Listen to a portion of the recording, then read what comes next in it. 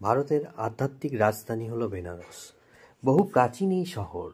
অনুমান করা হয় 4 থেকে 5,000 বছর পুরনো এই শহর।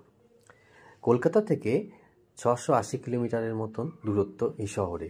সবচেয়ে ভালো ট্রেনে করে বর্ধমান থেকে বেনারস বা কলকাতা থেকে বেনারস আসা। আপনারাও আসতে পারেন এই শহরে।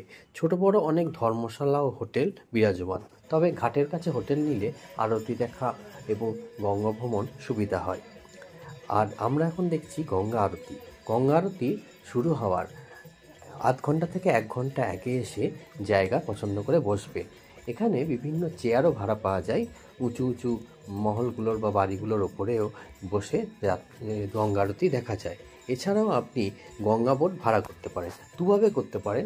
একটা বিকেলবেলার দিকে বোট ভাড়া করে আপনি বিভিন্ন ঘাটগুলো দেখে নিন, তারপরে সন্ধ্যেবেলায় গঙ্গা আরতি দর্শন করুন। তাতে সুবিধা কী হবে?